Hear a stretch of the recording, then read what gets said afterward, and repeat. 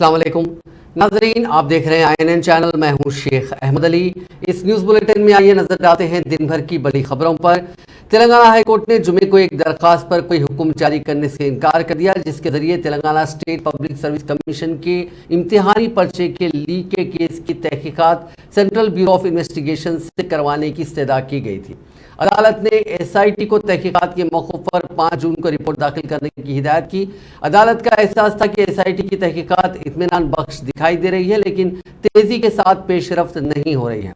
Telangana high court national students union of India के leader B Venkat की दाखिल करदा दरखास्त पर समाअत कर रही थी, जिसके जरिए इस केस की CBI तहकीकात की हिदायत देने की इस्तदा की गई। अदालत ने वाज़ेह कर दिया कि वो इस मरहले पर कोई अहकाम जारी नहीं कर सकती। समाअत के दौरान हाई कोर्ट ये मालूम करने की ख्वाह थी कि SIT इस केस की तहकीकात कब तक मुकम्मल करेगी, जिसके जवाब में एडवोकेट जनरल BS प्रसाद ने मुतला किया कि SIT central forensic science laboratory की रिपोर्ट का इंतजार कर रही है। इब्तिदा में हाई कोर्ट ने यह राय जाहिर की थी कि SIT की तहकीकात सुस्त अंदाज में जारी है, लेकिन अदालत ने एडवोकेट जनरल और SIT के assistant commissioner police Narasimha Rao की वजाहतों के बाद तहकीकात में पेशरफ्त पर इजहार इत्मीनान किया। हाई कोर्ट ने इस मौके पर एडवोकेट जनरल से कई सवाल भी किए और ये मालूम करना चाहा कि केस की तहकीकात कब तक खत्म होगी। अदालत ने यह भी पूछा कि अब तक पब्लिक सर्विस कमीशन की आउटसोर्सिंग स्टाफ को पूछताछ के लिए तलब किया गया है या नहीं। अदालत ने 5 जून को रिपोर्ट पेश करने की SIT को हिदायत करते हुए केस की समाअत मुलतवी कर दी। खुसूसी तहकीकाती टीम ने गुज़िश्ता हफ्ते महबूब नगर से बाप और बेटे को गिरफ्तार किया था, जिसके बाद गिरफ्तार शुदगान की तादाद बढ़कर 19 हो गई। 12 मार्च को पब्लिक सर्विस कमीशन का स्कैम उस वक्त मंजर आम पर आया था जब 15 मुलजिमीन को ग्रुप 1 के अलावा दीगर प्रीलिम इम्तिहान, असिस्टेंट इंजीनियर, AE और DAO इम्तिहान मनसूख कर दिए गए थे।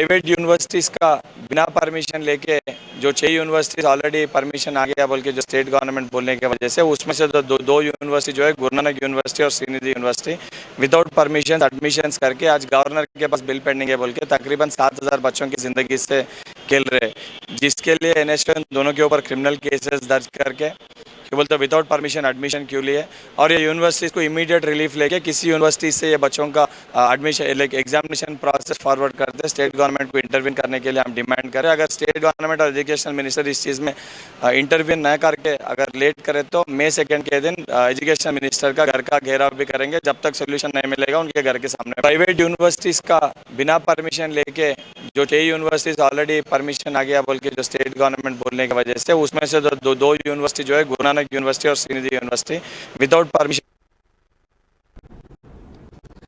रियासत में 5 IAS ओहदेदारों के तबादले किए गए। सीनियर IAS ओहदेदार के अशोक रेड्डी को महकमे इत्तलात व ताल्लुकात आमा का कमिश्नर मुकर्रर किया गया। 2014 बैच से ताल्लुक रखने वाले अशोक रेड्डी फिलवक्त वजीर फाइनेंस हरीश राव की OHD की हैसियत से खिदमत अंजाम दे रहे थे। इसी तरह आशीष संगवान को चीफ कमिश्नर लैंड एक्विजिशन का स्पेशल ऑफिसर मुकर्रर किया गया।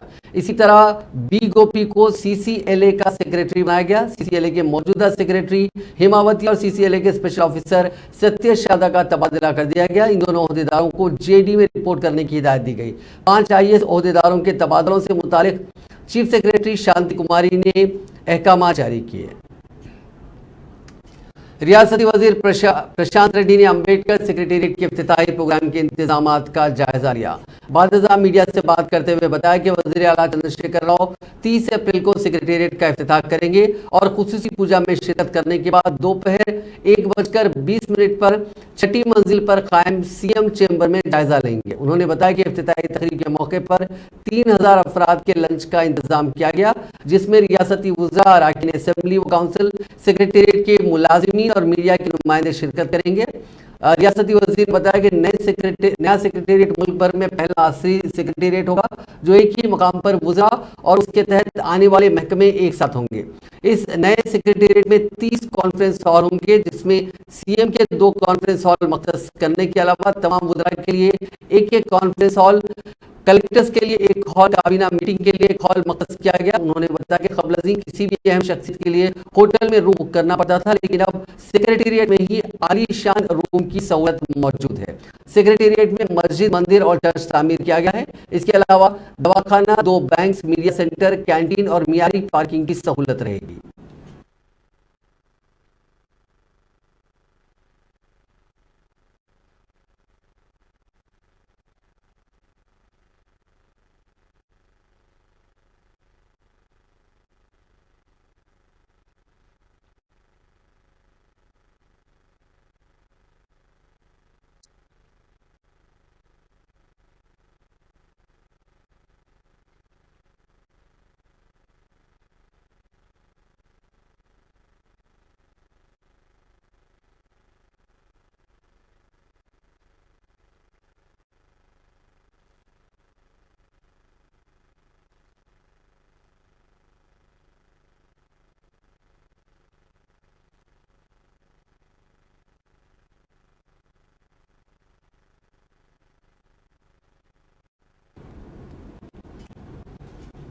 तेलंगाना सेक्रेटेरिएट में ज़ेरे तामीर दोनों मसाजिद का काम 3 महीनों के अंदर पाए तकमील को पहुंचेगा। इसके फौरी बाद मसाजिद का इफ्तिताह अमल में लाया जाएगा।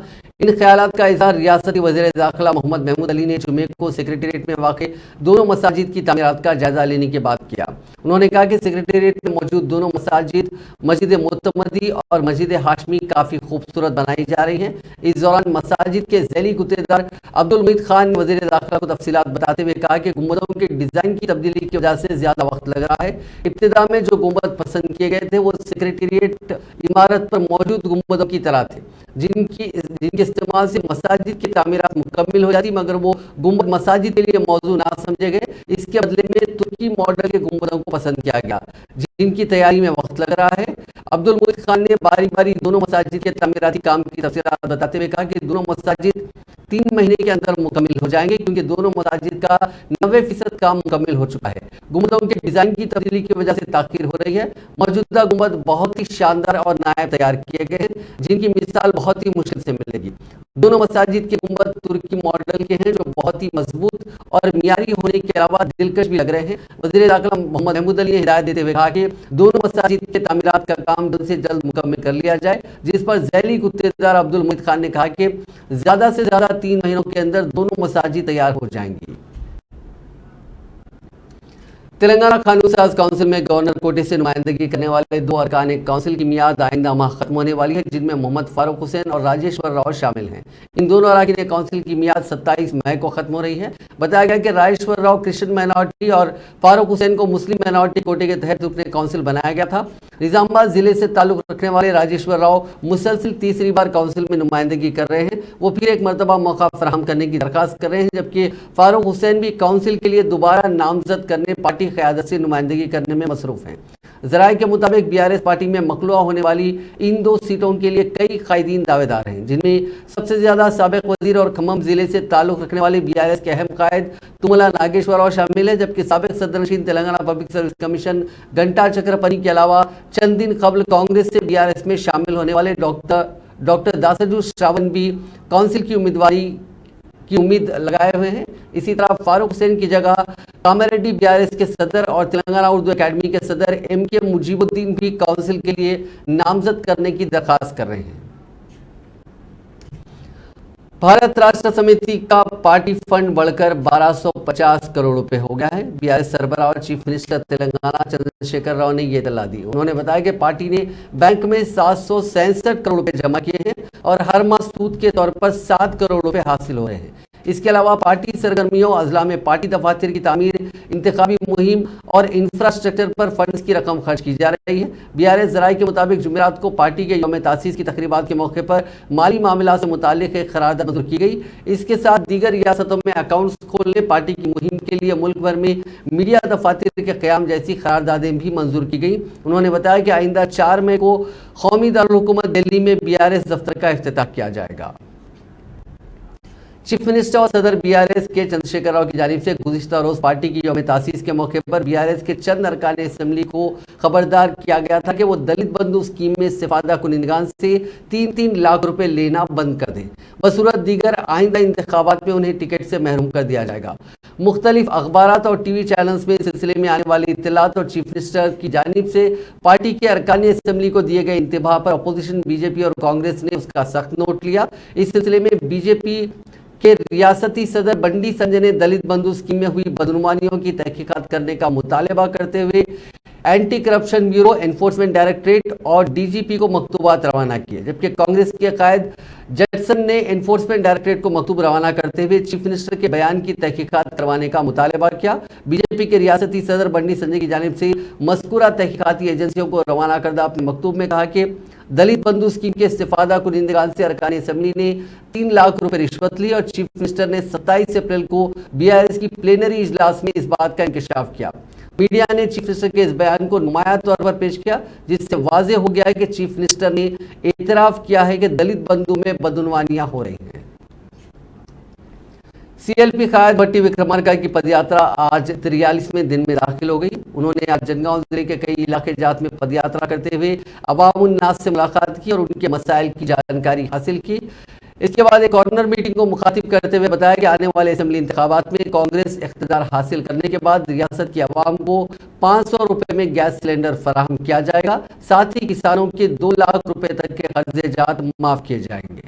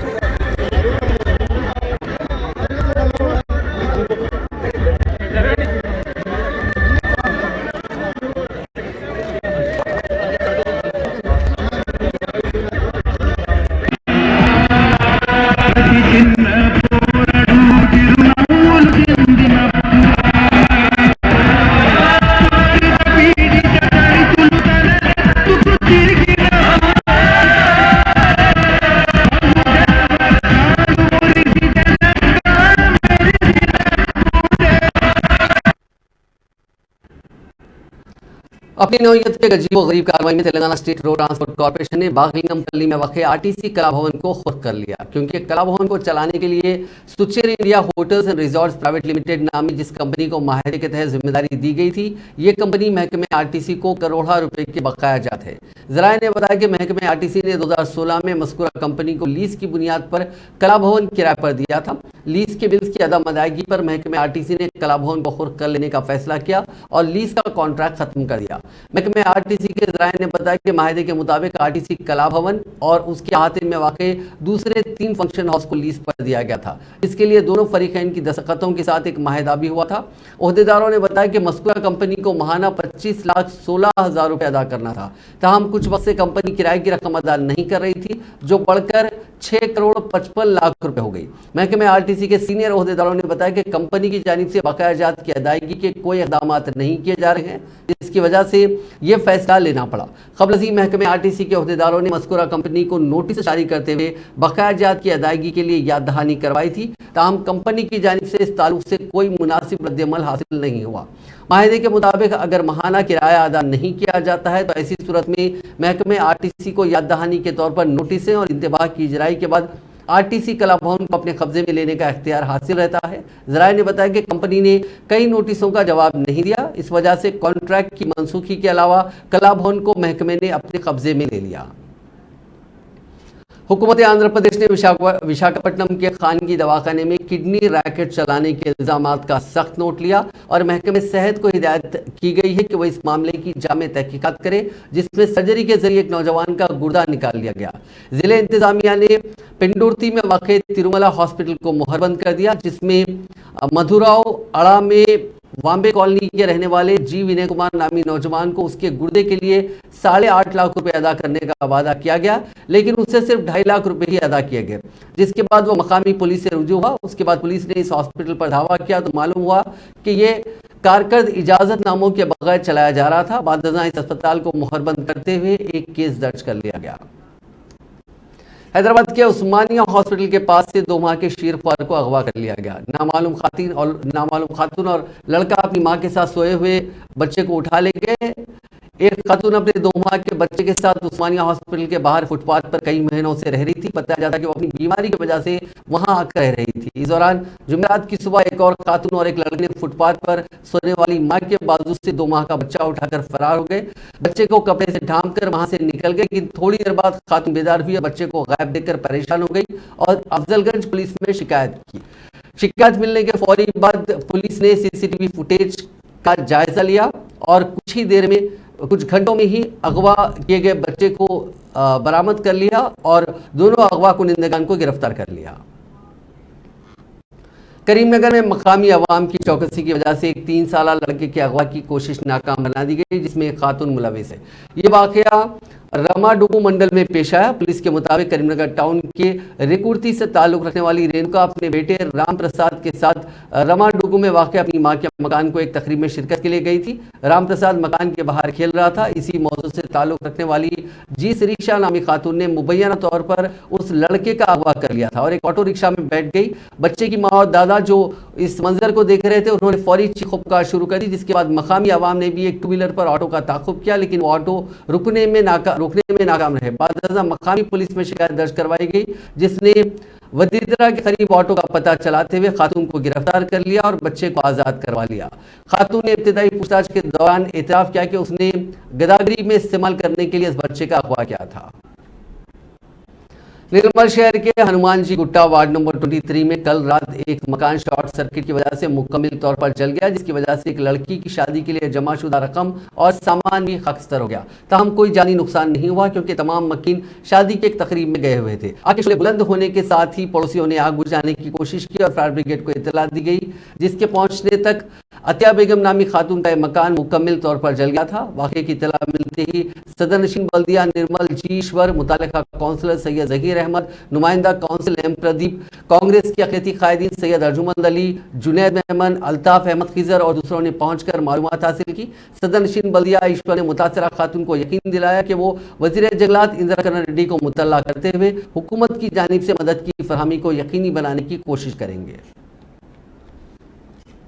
हैदराबाद की तारीखी मक्का मस्जिद में मुबैना तौर पर जय श्री राम का नारा लगाने वाले 2 लड़कों को पकड़कर पुलिस के हवाले कर दिया गया। ये पहला मौका है कि इस तरह का वाकया मस्जिद के अहाते में इस तरह पेश आया, जो शहर की सबसे बड़ी तारीखी मुसलमानों की इबादत गाहों में से एक है। जराये के मुताबिक अमूल और सुमित, जिनका ताल्लुक महाराष्ट्र और कर्नाटका से बताया गया, अपने एक और साथी के साथ मक्का मस्जिद आए थे। मस्जिद के अहाते में दाखिल होने के बाद उन्होंने जय श्री राम के नारे लगाए। इस बात की इत्तला मिलते ही मक्का मस्जिद में मौजूद सिक्योरिटी एहलकारों ने उन्हें फौरी पकड़ लिया और हुसैनी आलम पुलिस के हवाले कर दिया गया। ये भी कहा जा रहा है कि उनके फ़ोन की रिंगटोन जय श्री राम की थी, उन्होंने नारा नहीं लगाया। पुलिस इस पूरे मामले की छानबीन कर रही है। सेल फोन में रिंगटोन है जय श्री राम का, और जो है वो बजने की वजह से लोगों को मिसअंडरस्टैंडिंग हो गई कि ये लोग जय श्री राम का नारा लगाए बोल करके। तो मैं बोला कोई केस वगैरह रजिस्टर कर देगा, तो जो है इंस्पेक्टर साहब बोले कि साहब रिंगटोन तो के ऊपर अपन केस रजिस्टर नहीं कर सकते साहब, अगर